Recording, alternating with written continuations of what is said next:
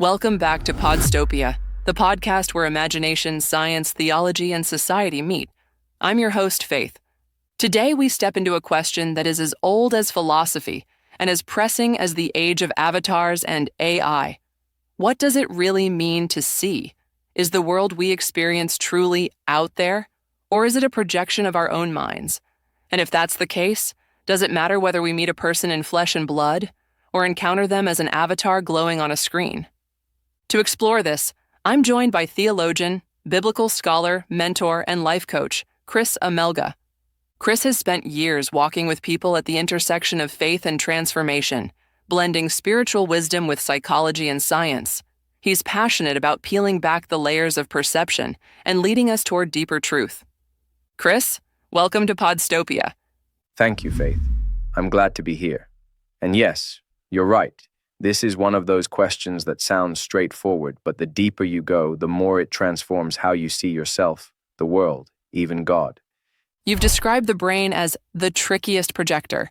That sounds fascinating, and maybe a little unnerving. What do you mean by that? Think of it this way. Our eyes don't actually see reality as it is. They're more like open windows, receiving streams of light. When light bounces off an object, a tree, a face, a glass of water, it reaches your eyes. But at that stage, it's just raw data. No color, no shape, no meaning. The real work begins in the brain. In less than a heartbeat, it performs trillions of calculations, decoding frequencies, arranging patterns, stitching light and shadow into forms.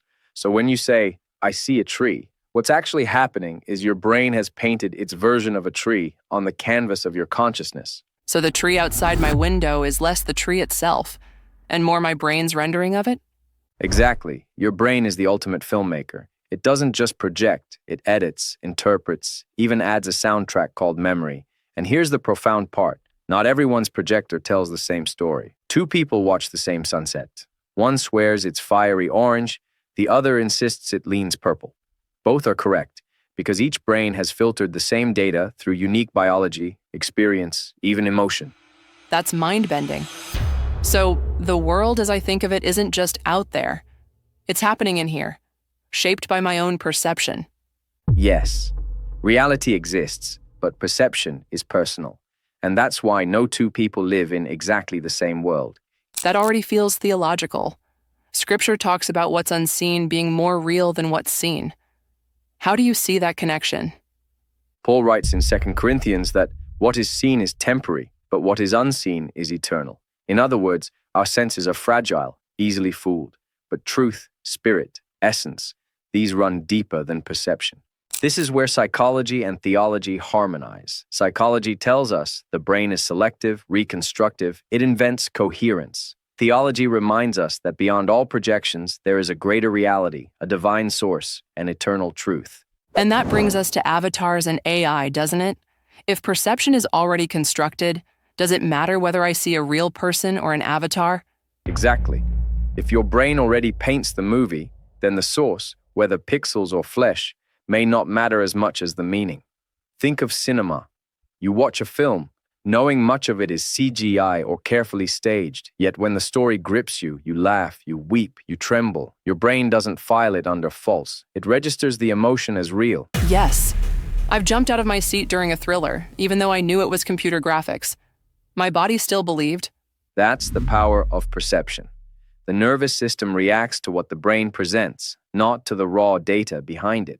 So if an avatar speaks words of comfort, guidance, or challenge, the impact can be authentic.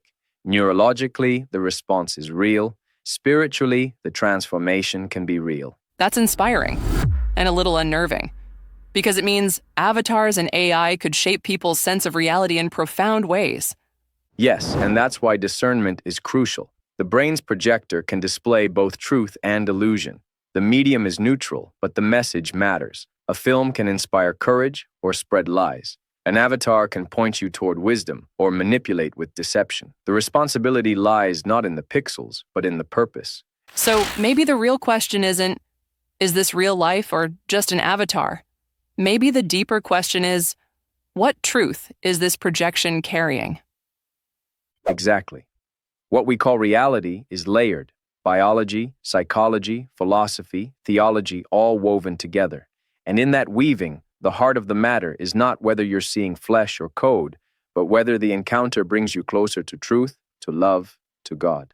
Chris, thank you. You've helped us see, quite literally, that reality is less about the light entering our eyes and more about the meaning our minds and hearts project from it.